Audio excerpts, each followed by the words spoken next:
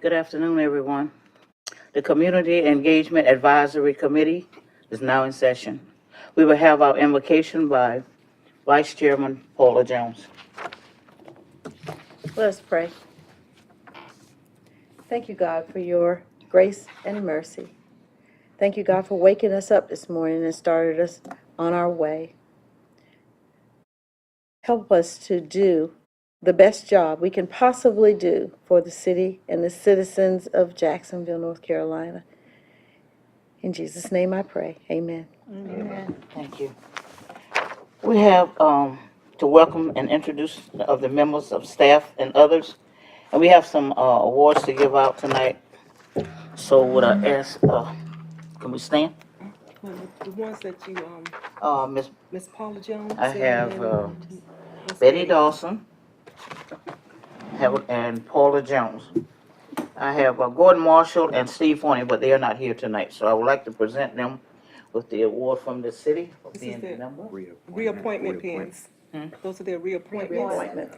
I beg your pardon? She said reappointment. Reappointments. Oh, reappointment. I said to the city. Thank you. So you know they got you. Paula, reappointment to the city. They Thank got you. you. The other two are not here, so they will get theirs at a later date. So we will move on. Okay. Thank you. Thank you.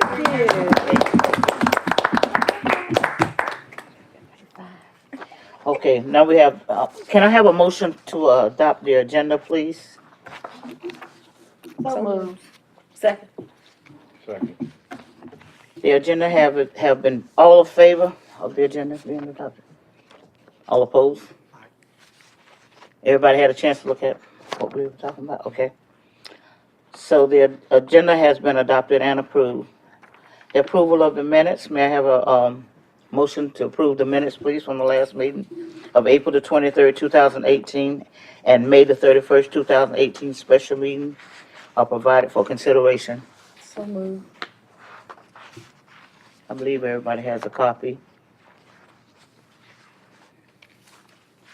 May I have a motion on that, on the minutes? Paula moved. Okay. Second. Okay.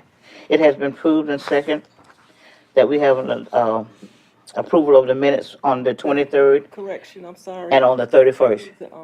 They need to vote. You have a Okay, motion and a I am. second. I just want to have, make sure they see the dates, Okay. since we had two. Okay, may I have a show of hands of the approval of the minutes? All except the minutes? See some hands down there, not up. All in favor that we don't, that you didn't get a chance to read what? Okay, the minutes have been approved as stand. Okay, now we'll move on a little further. Motion to adopt and correct the minutes if there is appropriate. Is there any adoption or correction to the minutes? And anyone, if you have went over the 2 minutes, so should there be any changes? Okay, minutes stand approved as read. Okay, there will be no planning board report tonight because, as you know, Steve Forney is not here. So we have no reports. Community Development Subcommittee, Tracy Jackson. Community Development Subcommittee meeting and discuss the project. So I'll turn that over to Ms. Tracy Jackson. Good evening, everyone. Thank you for having me this evening. Wanted to give you an update on the subcommittee meeting that we had. We had members present, Gloria Whitney, Marsha White, and Paula Jones, and the group decided to meet on the same month as the SEAC regular meeting, except it's going to be meeting on the second Wednesday at 10 o'clock a.m. here at City Hall. So they have chosen that date as a standing meeting date. Also, during that meeting, the group discussed projects that's coming up, accomplishments, events, some funding, and on reports. And the annual action plan for fiscal year 2018-19 was reviewed by the committee, and no comments were received during that time. So I want to give you a report on the annual action plan. Traditionally, CDB funding trends have gone down. This year, we were pleasantly surprised and pleased that we got an increase in funding of about 11.56%, which is about $21,000. So we had an increase this year. So what that boils down to is the budget revenue with the allocation for this year is $365,000, a little bit over $365,000. Our program income is a little bit over $225,000 for a total budget to work with is $590,000. Now, those activities within that budget and our expenses include administration, public improvements, residential rehab, and some nonprofits funding. We're also going to include clearance and demolition, home ownership, and acquisitions. So some pending projects that we have, we just finished up the asbestos removal at 331 and 333 New River Drive. So that has been completed. The city crews are scheduled to demo that around the third week of July. It's already on their schedule. And then we also have 211 Sherwood Road, this city-owned property. We're going to demolish that property also in July, next month. That's all I have. If you all have any questions or updates. And I would add that this structure right here, we acquired this through a, was this the private owner or the foreclosed through the This county? is the private owner. Private owner, but we're gonna demolish this and replace it with an affordable housing for our, neighborhood housing initiative program, similar to what we did downtown. There'll be a new home put here and sold to a buyer, and Yeah, I we believe have- you have someone already in the, Yeah, we have 3 properties in that neighborhood that we planning to redevelop and do infill construction and put new homes in that area. Isn't it, is that off of, Gum Branch? No, that's off of Where's Sherwood 17 Road? behind the Dunkin' Donuts. Okay, I see it, Oh, okay. I was getting ready to ask the same I'm gonna thing. show a map in a minute. I see it. Where was it? Okay, community engagement, other place. Thank you. Okay, speaking of Sherwood Road, this is located in our new Office of Livable Neighborhoods area, target area, the Overbrook neighborhood. As you can see, Sherwood Road kind of runs right through the center of it. And this is where we've acquired several properties. We've also made some contact with the owners. Our staff went out last week and did door-to-door canvassing and surveying to continue to gauge interest of whether this neighborhood would like to formally organize their association following suit, similar to what we did in Bayshore and Belfort Homes. So as we continue to gather the data, we'll make a decision as to whether we'll have an organized group. But even if we don't, we still have opportunities to go in and improve that neighborhood. If anybody wants to add anything about your experience, positive experiences canvassing the neighborhood. Did you learn anything? Well, in my experience, we're going through the neighborhood, well, specifically Queens Road and Phillips Road. A lot of the people that I came in contact with were not quite as eager to get involved with like any neighborhood organizations or anything of that matter. However, I was not the only staff member there. Some of our other staff members were a bit more successful, much more successful. Like, you guys have anything to say about what you've been through? No, I do not. I would say we did go out. We started at 10 a.m., finished about 12 p.m., and we completed Queens Road and went on Phillips Road due to the time constraints. One of the interesting things is out of the dialogue we had, I came across 3 homeowners that, 2 homeowners and a renter, that they've been there at least 14, 15 years. So they were able to give a lot of insight and history to the neighborhood in itself. It also gave us insight into revamping our survey that we currently had, because they were able to have the dialogue, but it also took at least 30 minutes per door to get information. So we're going to revamp that questionnaire just to kind of get the initial, do you want to join the organization, to join together, and then once we get those that do, then we'll be able to get the more in-depth surveys. Thank you, guys. Then I want to give you an update on Country Club Vilas. We met with the several owners and property managers last week. We had a really good meeting over at Public Safety, had presentations from the police department, code enforcement, sanitation, myself. And they gave us some good feedback that we are gathering. We're going to have another meeting July 5th, 6th.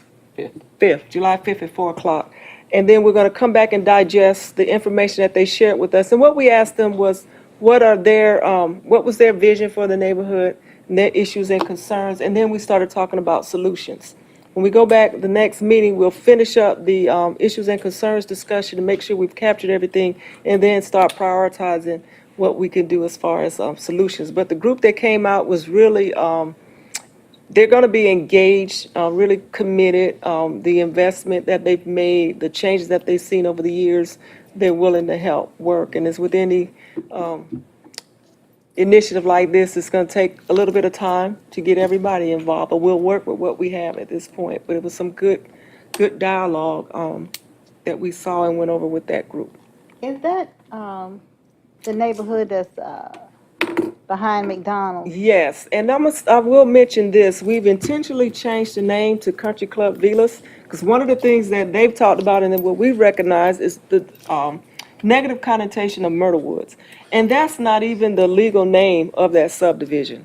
So in going over their history, going back to attempt at this point to do some rebranding as part of a long-term strategy, but just getting used to calling it Country Club Villas, which is what it was named when the original neighborhood was platted and deeded. That's what it was originally known as. And so I know in other communities that's been successful. Whenever you can change your neighborhood's image, they support this. They've had some great ideas about how to do that. I don't want to share everything now because it hasn't gone back through the group visioning process, but they've got some ideas about how to turn their neighborhood around. And so you'll hear more about that as they bless this and we come together with a strategy.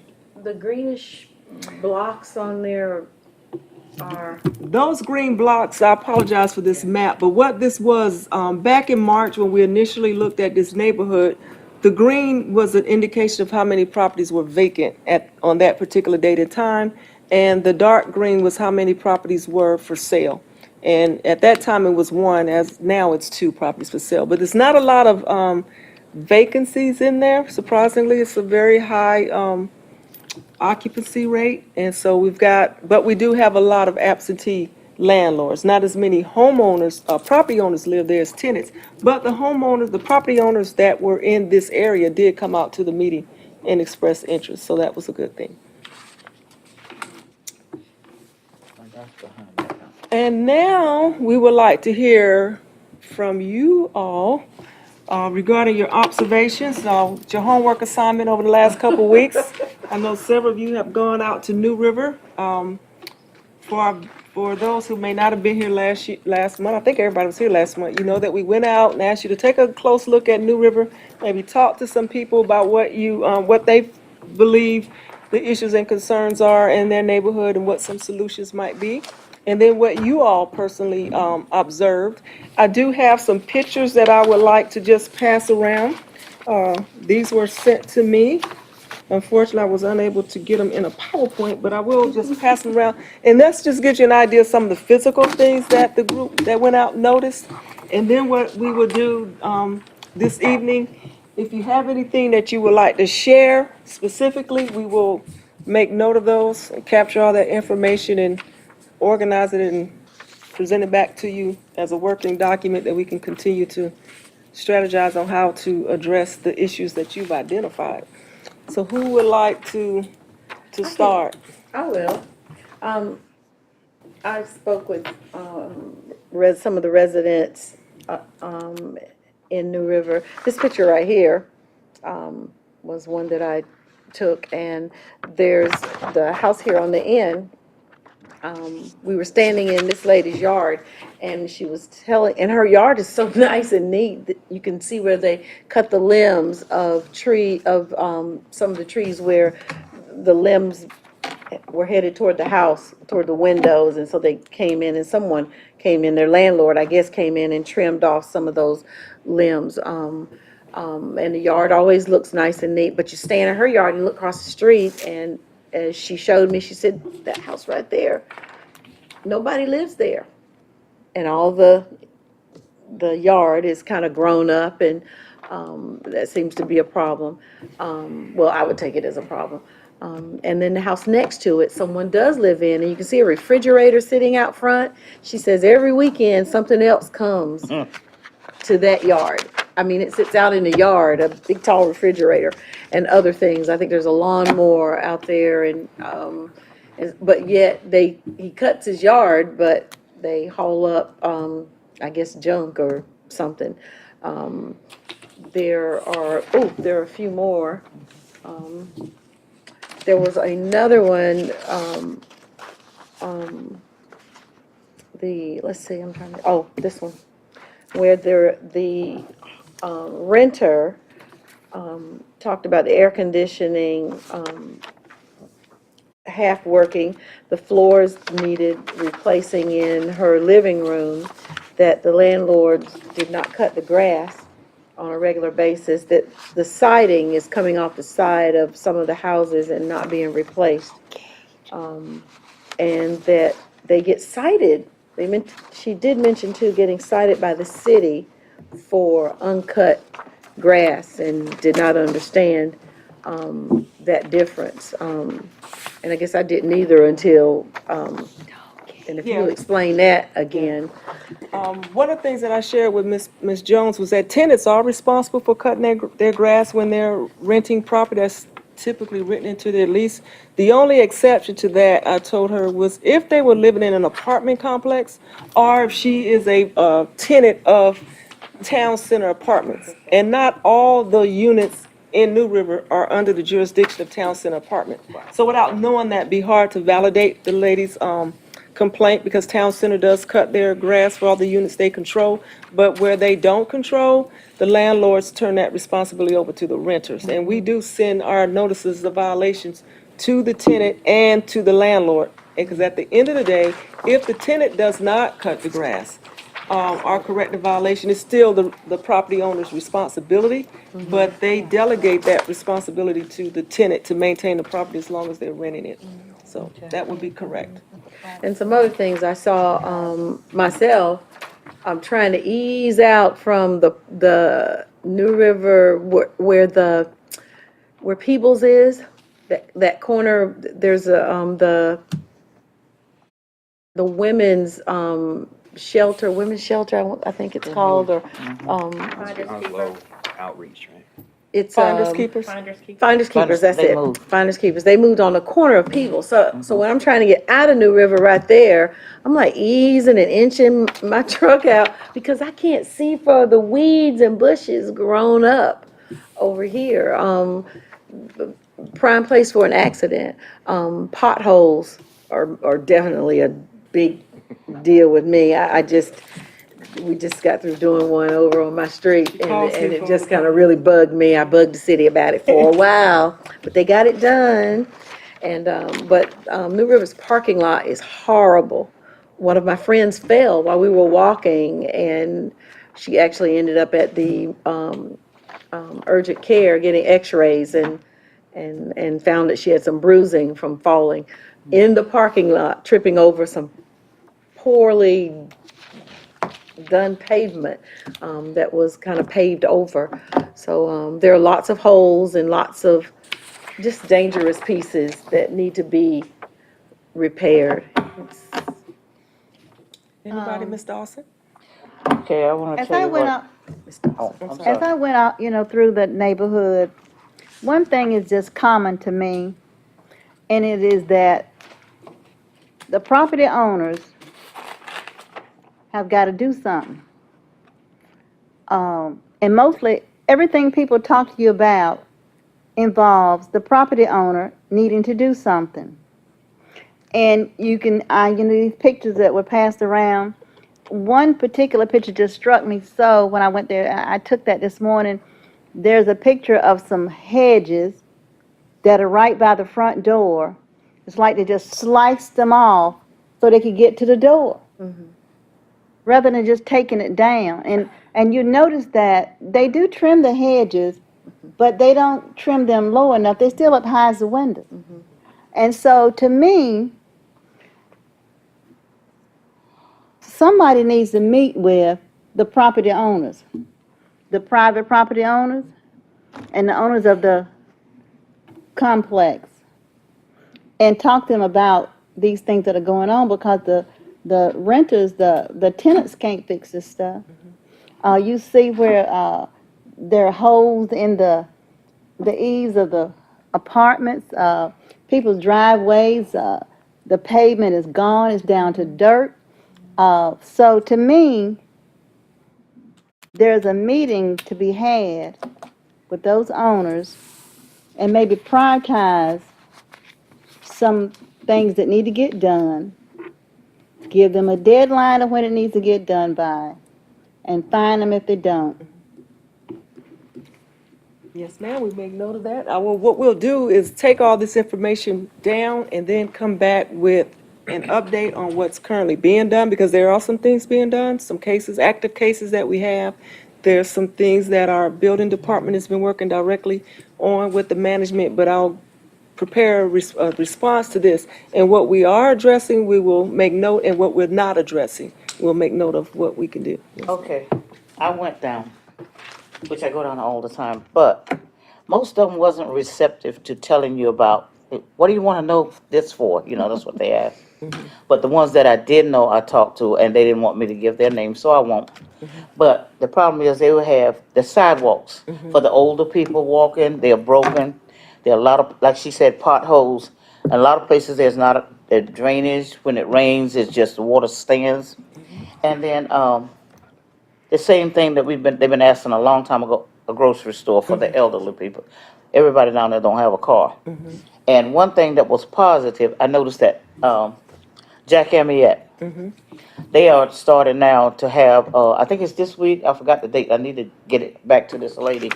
They're having some kind of, I don't know what it is down there, but it's a family affair. I've got a Where note you on bring that. your lawn chairs and the family can sit out. Most of the time it's just for the kids.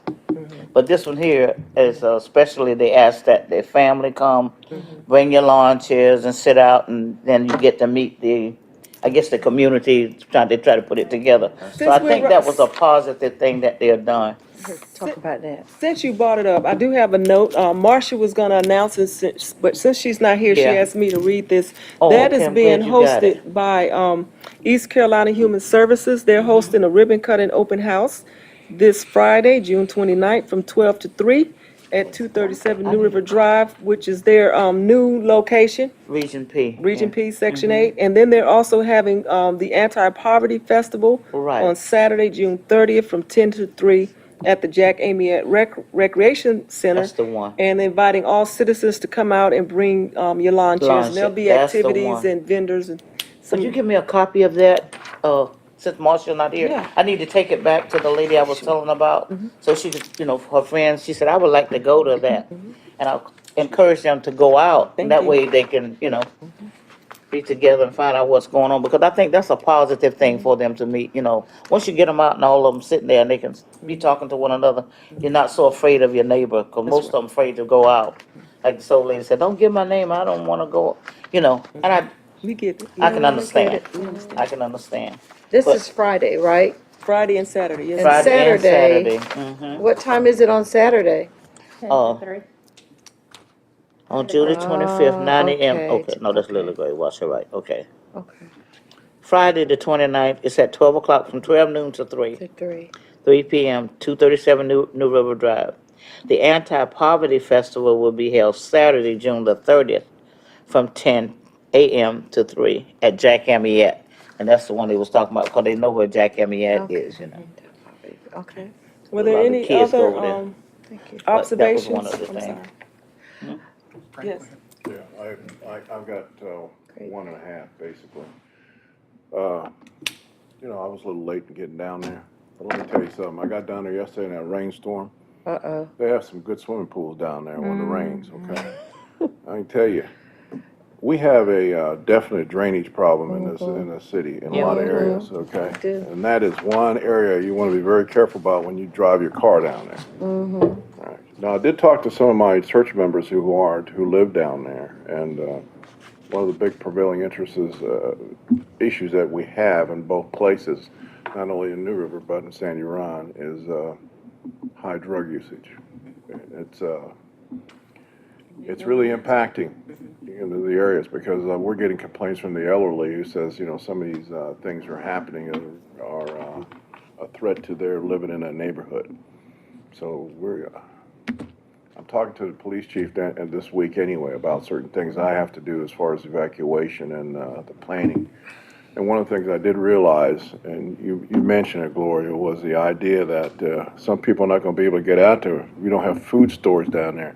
You really don't have transportation to get out of there. So they don't get to congregate and see their neighbor. But this lady said, well, I don't know who lives 2 doors down. And she's been there, like she said, like 14 years. And that's unusual. You need to get to know your neighbor at least. Well, But then I can understand. Jacksonville is leading the way in one of the areas that I'm working on, and that is a second responder ministry. Second responder ministry is a ministry where the churches have teams that go in there and help, those neighborhoods because the first responders are so inundated with, They are. overburdened, especially if a hurricane comes. So I'm going to ask people like Pastor Phillips and other people like that to take a look at setting their churches up to where they have some manpower and go back there and help their neighborhoods or surrounding neighborhoods. And that's an issue that we all need to take up and take a look at. And since I'm working with a couple of colleges in the federal government in that area, I'm starting to, push that For a way. long time, our lodge is down there, Mount Horeb Lodge, and the Masons used to go down and build ramps and fix up the doorways. Because I know they fixed a lot for some of the neighbors that was down there that owned their homes. And like I said, I haven't had contact with them in a long time, and the Shriners just gonna X, Y, and all them bicycles and stuff for the kids, remember? At the center at Jack Amiette. And I'm sure they would still do it if, they would let them know that they need a bunch of men, the ministers, I Just talk to a call lot them. of new people coming in here because my wife is a member of, some organizations. And when I talk to some of these people, they're very, very pleasantly surprised how unique Jacksonville, North Carolina is, and they love it. Right. So we do get people down here.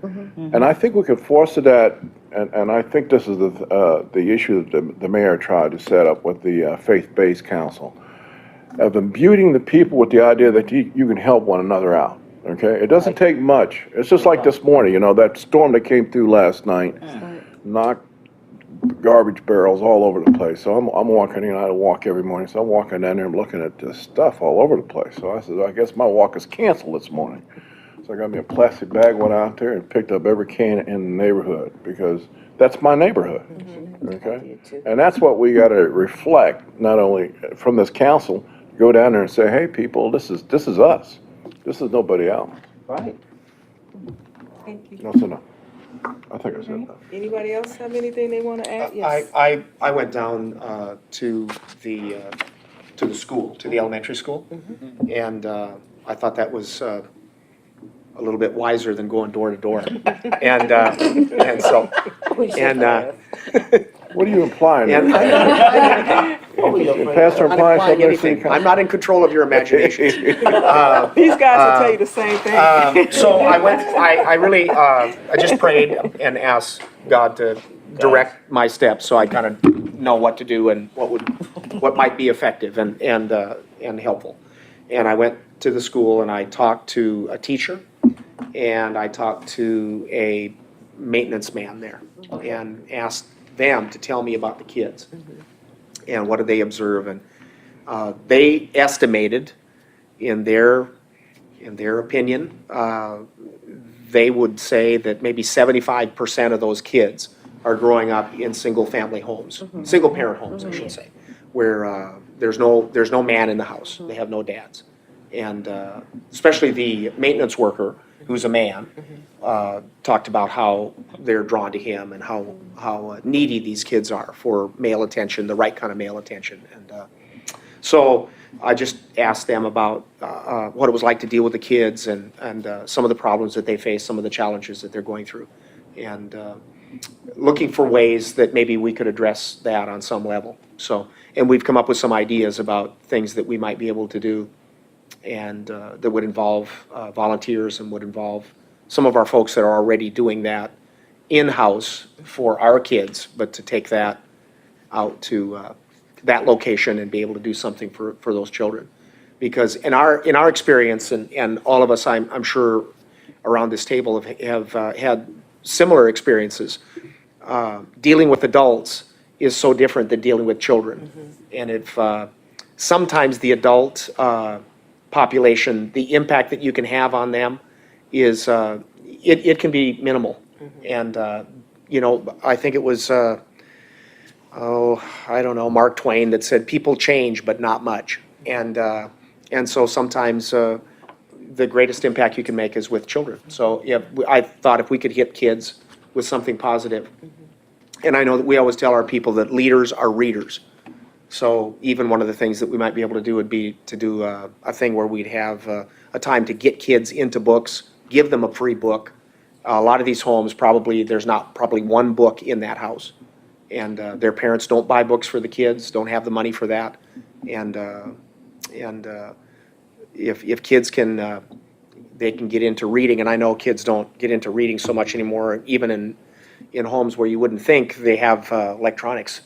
You know, they got all kinds of stuff, you know. But books are books, and they're coming back. It's going to come back around. So that was just an idea that we had. If we could impact kids, if there was something that we could do to make their lives a little bit better, or open up the world to them a little bit more. And I know as a kid, I grew up in a very rural, isolated area that was very poor, and no one really had anything, but we had books. And so with books, I could leave that little isolated area through a book, and I could go around the world.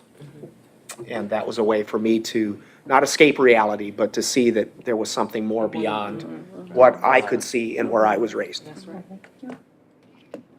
a Like good that idea. too. And I will mention, and I don't want to brainstorm all the solutions today because I want to spend most of the time getting the observations documented, but there are some reading initiatives out there. I know the Partnership for Children has one. I think the Deltas, the school, the parks has their annual read-in, and there are some things out there. It's just a matter of how do we access them and make sure this group or population is getting Just to access add to that, Lily, if I could, they told me that for third graders, there's a remedial program there at the school for third graders who are failing. And, but it's just for those third graders who are failing. And it's not a general program just to encourage the kids. I know I had a grandmother who read to me when I was a child. You know, my mom read to me when I was a kid. And it's heartbreaking to think that there are children that have never really necessarily had a lot of that happen in their life. They don't get that. And that's one of the things that we would have volunteers of all ages that would be able to help with that. That's good. I will say one of the things I noticed while driving through is it kind of ties in that, yes, there's a lot of the properties that are dilapidated and falling apart, but the biggest thing that stuck out to me was from an aesthetic view was the landscaping part of it, was the overage, and was the, it really gave me a dark feeling. Like, let alone that the houses have their issues, but the amount of overgrowth that was with a lot of the trees and stuff it gave a dark feeling to it. And it made me wonder of, what if we could partner with like a landscaper unit or maybe a neighborhood cleanup or something, you know, something where everybody gets involved.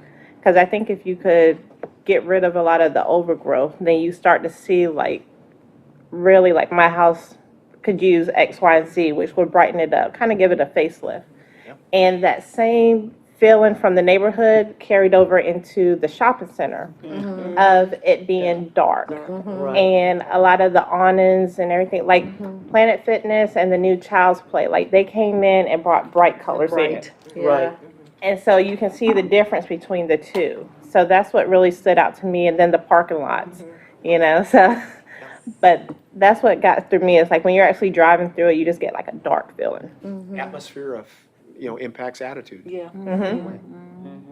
You know, Zach has a mural on the on this, Speaking of which, on this side. it's not allowed. Okay. Nuh-uh. But it looks so nice. Well, I will say, But can we'll we go talk about there? that, because We'll go there. when I drove through there, I also noticed the mural. I noticed the hardscape, the lack of landscaping, the lack of color. The houses are not, Trace and I looked at houses, and we see houses sometimes that are really bad, that we know need to come down. But there were a lot of houses that just needed TLC, a good power wash. That's The it. bushes trimmed back, and we talked about, getting a group of volunteers to just come in one weekend and just, do some things, cut the grass, trim the bushes, power wash the houses, do some minor things of that nature.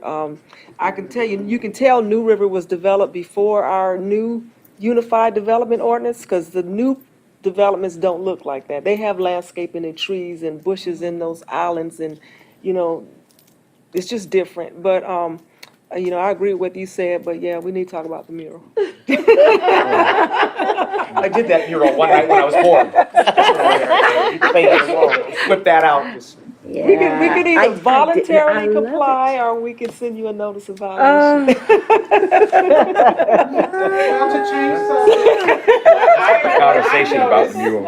Okay. what I noticed about when we drove through is I noticed that we did not have a daycare center there. A lot of people still, they focus on the grocery store, but we don't have a daycare center there. Also notice a lot of empty spaces in the New River Shopping Center. And it needs some, that you may have some, Yeah, economic development. yeah, you need some economic development, you need some facelift to attract some business to come there, because if it looks like that, no businesses would want to come there. So, not only do we need to have a meeting with the, in my opinion, a meeting with the land, Property owners. property owners, we need to have a meeting with, property owners of New River, Right. to see what they can do to improve the potholes, the whole area. Can you find them? We have They met tend with to them. I'm float. gonna, hearing all of these comments will, like we said, we didn't want to influence you in any way. But what we will do with this information is now go back and show you some history of what conversations have taken place, what strategies we've already tried to deploy, and give you some background on some things we've tried to do, and then seek your input on what we could do differently.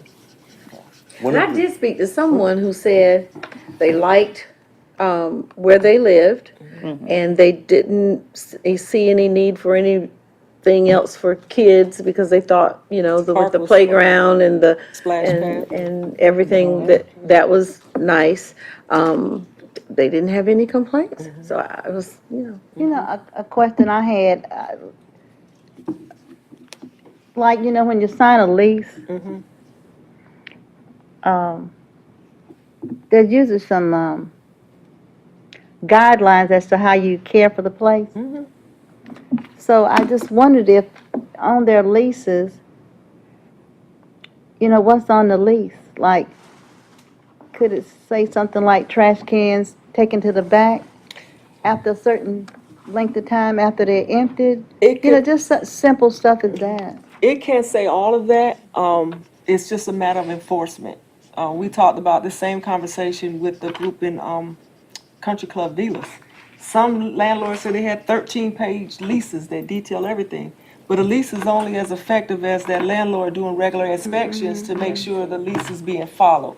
And so that's where we have to, re-engage property owners. Once you can be an engaged landlord, or you can be a disengaged landlord. And so, and then when they don't engage the way we would hope they would, the only other tool we have is a code enforcement tool. Somebody asked me, can we evict people? No. We can tell them to cut their grass, because the landlord's responsibility to evict. So, but you're correct. There's the police department even has some model leases for landlords that we're willing to share with landlords on how to tighten up their leases a little bit more to get the compliance that we would hope to get. So there's some things out there. Yes. We had some from the interns. Yes.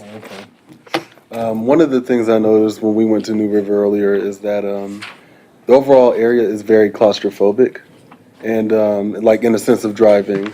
And it kind of makes me question what kind of feasible change can be made to that community. Because like if we take code enforcement or zoning out to one of these streets, it could disrupt the flow of the community because of how narrow some of these roads are. So like when we mentioned things like the potholes and the pavements and the sidewalk, it's kind of like what can we do to fix that without disrupting the community? If I may, because I remember when I was a young officer here, and I'm not gonna tell you my age, but I'm gonna tell you, that was a high-class neighborhood right here, okay? It's the center of That commerce. was. It was. And it was totally different, okay? A totally different type of clientele, totally different thing, and it gradually became what it is today. And you'd have to take a look from an engineering point of, traffic engineering point of view, how that would, impact the community, not only the community, but the city in general. Somebody would take a look at it, and I think it's a good idea, don't get me wrong. But my thing is put a bulldozer in and take that and take a look at the whole new establishment. Maybe put some apartment buildings, but I won't go that far. I would say going through it, like whenever you hear New River, you automatically think of the duplexes. Yes. Until you drive deeper in it. Houses there. And then you see the houses on the backside that have the real, like they have the landscape, they have the manicured lawns and everything. Yeah. So it just kind of transitions through. It's not all bad. That's why I wonder if you all saw anything positive in the neighborhood. It wasn't all negative. So. There were neighborhoods that had wonderful landscape. The grass was cut, the shrubbery was tended to. Kids were out playing, little kids.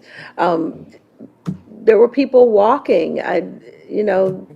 And we have It's one of my walk-run areas, so I They have a lot of programs. And we have programs like through beautification and appearance. You can nominate Yard of the Month. So there are things that you can encourage certain behavior. Because if my neighbor gets Yard of the Month, I might want Yard of the Month next month. Create a healthy competition. trying to do Well, that for a while. beautification used to, when I was on beautification for 15 years, we used to, if you had, like you would come to us and say, would you help us go down and do the neighborhood? And then we would knock on doors and ask people, would you like us to plant you some flowers and move that? We do the same thing she did with the youth council. And we would go into the neighborhood. I don't know what the lady named, but she hung flowers and stuff. She was there for years, and that's how we start beautifying Jacksonville. And I need to correct, it's not beautification and appearance, environmental and appearance and change. It's environmental and when they put it together, but that's what we used to do, go down and help the neighbors clean up and plant flowers and cut grass and all that stuff. That's I something- did notice that some people, in spite of what their places looks like physically, they try to keep it neat. Some people do still, there are some people over there still doing that. That's right. That's right. There's some pride there. Councilman Jackson, do you want to make note of anything? I know you had a little accident, so. Yeah. Lisa Be Walker, careful of those hornets and places to fall. I have to say that. But I had a whole lot of ideas when this was going on. Right now, I'm just taking things Take it in, in. taking things in, and kind of evaluating myself. Now, one last thought I had is, and it kind of goes along with what Tracy said about economics, is when you're driving out and you're coming onto Hargett Street, where you're coming right into the bodega. So, I think it's, Yeah. York Court, is that York? York. in between York Court, off Hargett Off Street. Hargett Street. Off Hargett So Street. it's kind of, That's it kind of puts you in that same visual as far as, so maybe if we included them in the conversation of transforming their property as well, and then seeing what more economics could come along Hargett Street would probably help as well. Also, I want to put in, when we were New River riding Drive. through, I think the York Court and that area, I think they need either a roundabout, it needs to be a better, That is gonna be That is- corrected, though, that's a transportation. okay. Yeah, because I was like, we need something concrete. Yeah, Will runs into Hargett Street. Could you York- put that on the map, Paul? That honestly. Which one? Yeah, York Court. York runs into York Hargett Court? Street. Find Hargett Street and Sandy Run. Right by the church. Yes. Right. Yeah, right here. There, right. Is that Harriet Street? Hargett and This is York Harvey Street. And Yeah. York is right there at the back of Sandy Run, Right. on that corner. That's York Street. Okay. And then I if know you what you're talking go about now. down York Street, here. you'll come into York Court, which will Right, be where on that your stop left. sign- Where the stop sign and the yield Yeah, sign here. that little intersection, it looks like a triangle, Right, and you have to yeah, stop yeah, here, and the yeah, bus okay, I got stops you. there. Yeah, it was Yeah. mentioned to me that they You were can gonna almost actually do run something into about each that. other. Yeah, They the were gonna bus change goes that, all yeah. up in there, the, Right, I know. Yeah. the city We can bus We can get an update on that too. goes all Right. up in there Tracy, put too. the, so- I put The roundabout roundabout. on real quick. Yeah, I was gonna say That is a, transportation that update. is a dangerous stop. They're gonna The correct that. Department of Social It's not even a Services, all that stop. land out Some there. people just. I know. Yeah. Hey, first time I got in there, I didn't, Didn't I know what looked, to I do. said, was that a stop sign back there? There are apartments over there, houses. No, not apartments. No, it's Alrighty. social service. Let me say this before we go forward. Part of it. Despite what we, our opinions about how these places may look, or we gotta remember these are the places where people have raised their families, and where a lot of them are still living. So be careful with the language you use when you're approaching people about what they consider valuable. That's right. Okay. And we also know, from the demographics, and the incomes and the ability to afford, rent, kind of puts people in predicaments where they may not have other options. And so that's also, a barrier to being able to make changes in their life. So we are mindful of that, so Yeah. I agree with Councilman Jackson. If there, yes. I have a question. So I know you didn't necessarily want solution. You wanted to do observations and maybe no solutions, but someone mentioned earlier about, you said the committee is now called appearance Environmental appearance. Environmental. And appearance. and appearance. And you mentioned, someone else mentioned possibly planting flowers or something to help maybe getting the neighborhood out, some of the people out. Is it possible for us to look at setting a date for doing something like that? I Further wouldn't on necessarily set into, a date until I find out where the resources are. 'Cause I well, don't- that too, yeah, that would be The part of it. resources, find okay, resources. where we normally would get them from. There's a nursery going out to Richland, and a friend of mine's son and his mother owns it.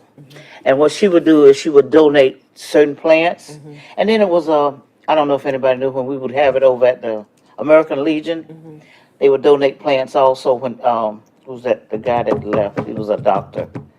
You know who I'm talking about, he just, Dr. Chris. Oh, Dr. Chris. Dr. Chris would have it at the American Legion, and there was a lot of places that they would donate plants. The nurseries will, if you go to them, and the plants that they consider out of season, they would donate to them.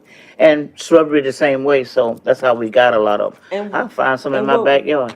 What we would do, what I would do differently would be to coordinate anything like that with our, Right. horticulturists. We didn't have one in the past, we have one now. Oh, we We do? want to get advice, yeah, we have a horticulturist on staff in the Parks Department that can make recommendations about the best plants, Plants the to low do. maintenance plants, because one of the things we talk about with, landscaping, if it's on private property, you don't want to put something there that's not gonna be maintained, and then becomes an That's eyesore true. again. Or die. So we would seek, his advice on the proper plants, and then how do we acquire what resources, either through donation or purchase, and then once we know that answer, then we'll be able to plan next steps. Yeah, but But first it's you gotta definitely ask the homeowners We first, gotta if ask, they yeah, want. we're getting If they ahead. want us to do this, you know. It's- But another thing, because I think about these community gardens that people are doing. I think if we target, sometimes we got to figure out what we already have out there and who can do these things. And it might be more than one group. I think in the past, we've had issues of knowing what nonprofits do what. Like you got 4-H, they could do stuff like this. Kids. And they are doing stuff like Right. that, and I, You know. just met last week, 2 weeks ago, with the folks from the, farmer's market and, the county, and they are, reorganizing, used to be one years ago, but reinstating a food policy council.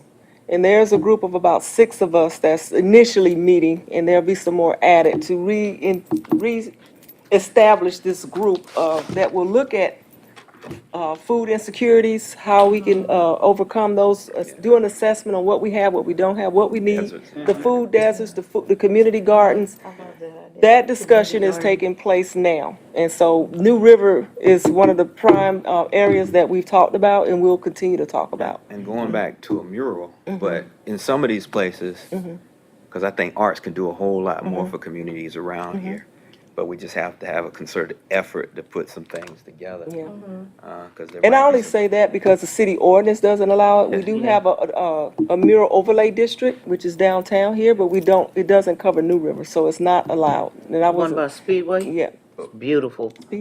yeah, that, It's from- beautiful on the the wall. Arts They Council finished it. mural was in our district, but Right. that would have to be something we take back to city council. We might have to talk about that Yes. because my thing, when you have a new river that sits as long as that new river been sitting and going down for the amount of time it's been going down, we need to come up with other solutions. Right.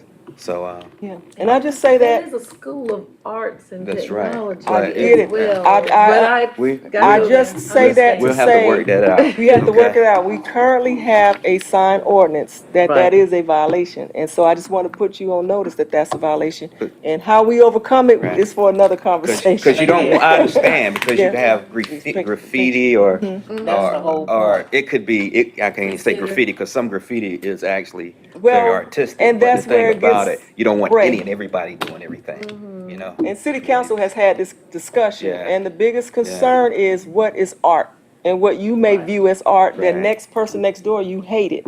How Right. do you deny Yeah. or approve art? But also Right, it's very transitions conditioned into, it transitioned into, and my wife has sat on these councils, the Casca Council, in the gang areas, okay? Because you start putting those murals up and and I'm not trying to say it's not a good idea, it is a good idea, but With you gotta caution. be very cautious, because it opens up the minds to, oh, yeah, they can put it here, we can put it here. Yeah.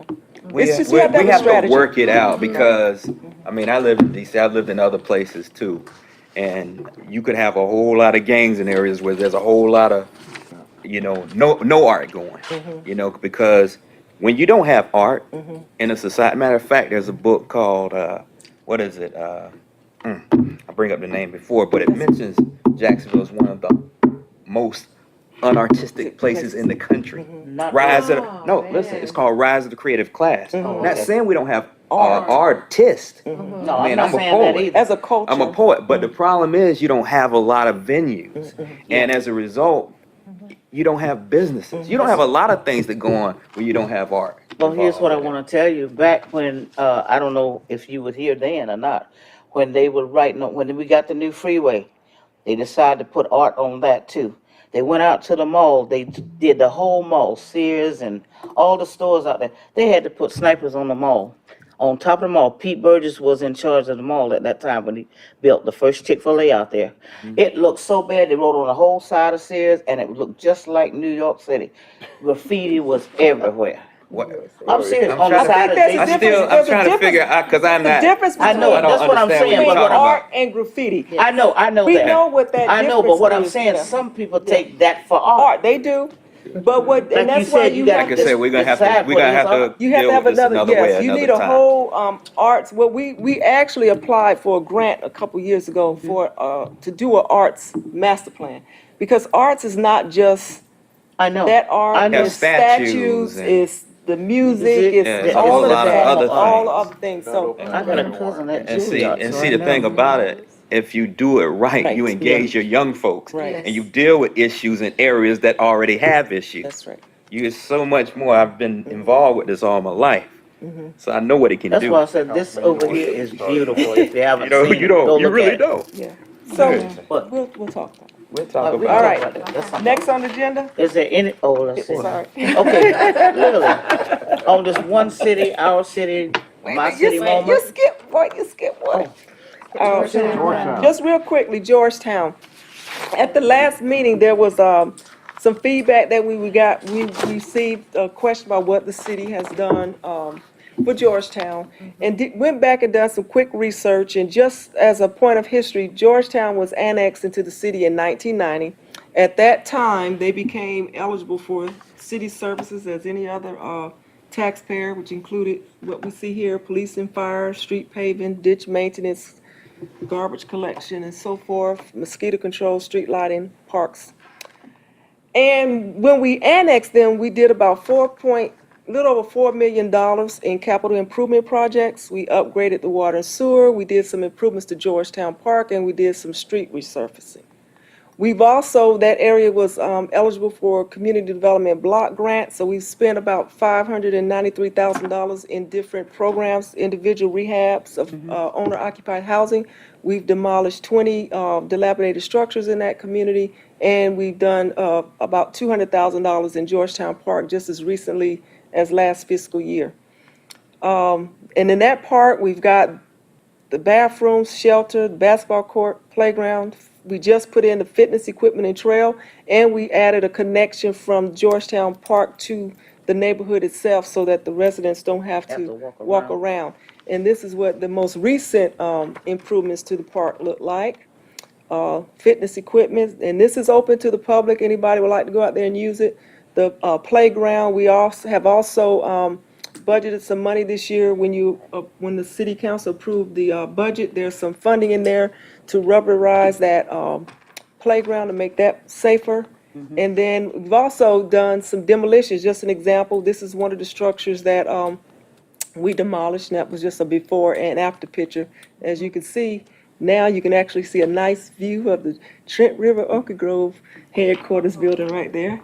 But we've done and will continue to invest in Georgetown just as we do in other communities. And I know Councilman Jackson and I have also talked about different strategies. Similar to New River, it's really community engagement is at the core of a lot of these improvements. There are things we can do publicly, and then there are things we need to do socially that requires a little bit more community engagement. But just wanted to respond to that we have done some great things over there. One city, if I could say one thing about one city. That's what I want you to say. I was always ask the staff, what can we put up here for this slide for one city? We look around and say, have the interns done anything? Has youth council done anything? Have we gotten any feedback? And then you came in, Mr. Claiborne, and gave us our one city moment. And you said you were going on your walk, and you canceled your walk this morning, or yesterday morning, to pick up all the trash cans in your neighborhood. That is a one city moment. Sure is. I'm not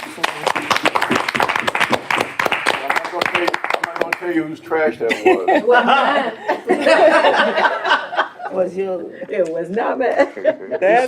That's taking care of our city, that's taking care of our neighbor, one trash can at a time. It doesn't cost a lot of money, it just costs a lot of heart. Yeah. Thank you. My back was hurting.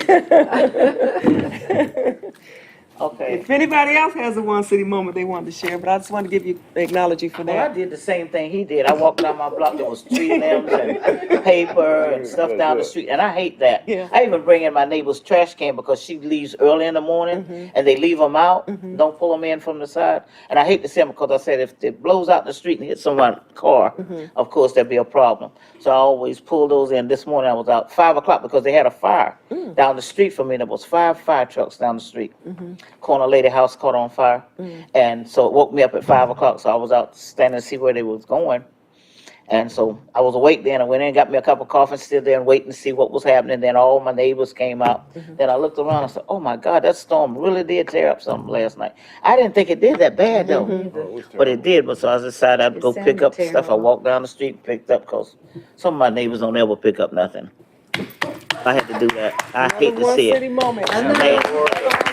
That's just what I do. The Juneteenth festival. Yes, we had Juneteenth Saturday, yes, sir. Down in Georgetown Park. Gives us an opportunity to enjoy that park and reflect on history. And if people don't know Juneteenth, June 19th of 1865 is actually when the last slaves were freed, even though the Emancipation Proclamation supposed to have freed them on January 1st of 83. 2 years later. 1863, excuse me. So, yeah, but it was a nice crowd, and I think it's a good place to keep on going forward. I heard get it was more a good people turnout this involved. weekend, yes. So- I didn't get to make it this year. Did 3 days, didn't it? Yeah. Yeah. It was- I Thursday, know they had a Friday, and Friday Saturday. evening, a Black Panther themed fashion show. I saw Right. some of the pictures from that. Was it It was really nice, yeah. We was in Sleeves Ferry. Any other one city moments. Yeah. Okay. That's it for the city moments? Okay, so is there any items for city council consideration for the next meeting? Anything you want to bring before city council? No? Can we do the mural thing? No. Okay. I think we need to do, what I would suggest is work through our Yeah. planning Work staff through this. before we take it to city council. Continue, And look at arts Observe- council, look at other people involved observation. in the arts and kind of bring your ideas together. okay. Items for the next agenda? Anyone want to see anything on the agenda that they want to discuss for the next meeting? Bring up? Questions or comments? stuck Don't on make them that. too long. I have a comment. You already have the announcement about the event in New River, but You Pastor gave me- Chris asked me if I would share before he had to leave. There will be a multi-church women's retreat called The Rise, August 31st through September 2nd, 2018. It will be held at the Cove in Asheville, North Carolina. There will be workshops, dynamic messages, and an ability to connect with others as well as worship. And anyone interested can register at www.rolchurch.com. That stands for riveroflifechurch.com. So just wanted to share that with you. I do have a comment. Okay. For upcoming this Thursday, the Youth Council is starting the first of a four-part series of our Youth Empowerment Series. It's June 28th, which is Thursday. The time is 4 to 6 at the Youth Center, 804 Newbridge Street. And our first subject is called The Puzzle of Life. Finding yourself within relationships, whatever type of relationship it is, whether it is a romance relationship, your relationship in your family, relationship amongst friends, how do you find yourself? And it is for teenagers. Parents are welcome, community members are welcome. I had somebody from Victim Advocates on base reach out to me that wants to attend. So it's open for anyone to attend. I was just getting ready to ask you, can they bring a guest? Yes, ma'am. Okay, because I know Corey got that list. And then our other subjects and topics that will be covered is managing finances with Diane. Marine Federal Credit Union. We'll have that too, which is focusing on the revelation of school crimes, what youth can be arrested for or get in trouble for when it comes to school crimes. And the last one is their introduction to community college and alternative Got a lot. Career paths. options if they don't do a four-year college. And this Now, is Diane- over a 4-week, Yeah. 4 days. 4 days, not 4 all days. in one day. Yes, 4 days. Yeah. So it begins June 28th. Yes, ma'am. From 4 to 6, right? 4 to I think you emailed me Yeah, that we can because email Diane you the Barnes is flyer. doing the finance, right? Yep, Diane Barnes. From the doing credit finance. union? From Yeah. Marine Federal Credit Union. Okay. Email the flyer. Yes. I would like to announce that the next CD subcommittee is going to be held on August the 8th at 10 a.m. here at City Hall.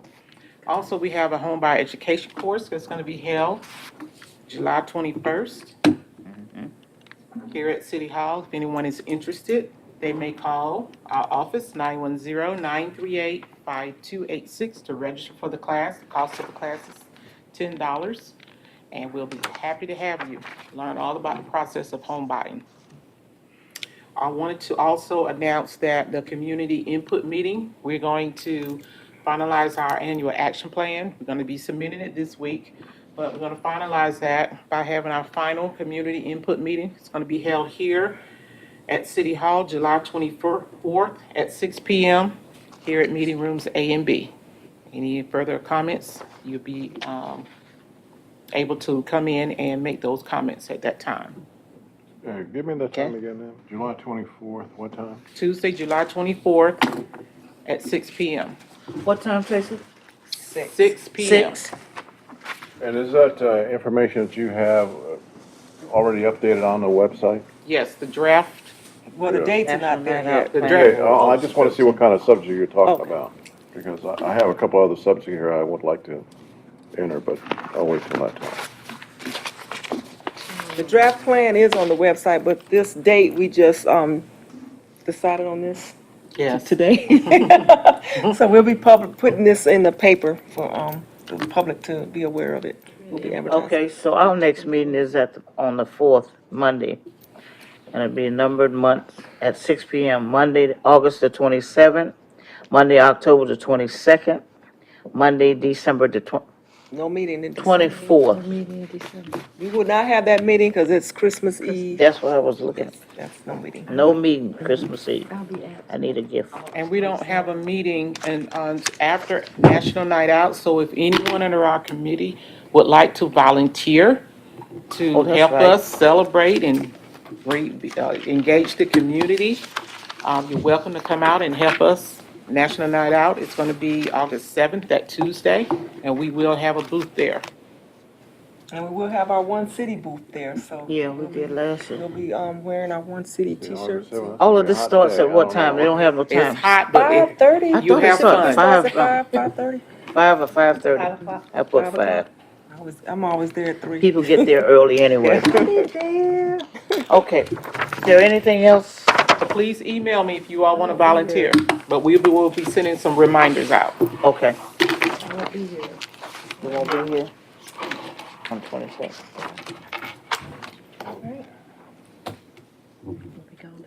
Can I have a motion to adjourn the meeting, please? So moved. Second, you need a second? Second, folks. Second. The meeting is now adjourned.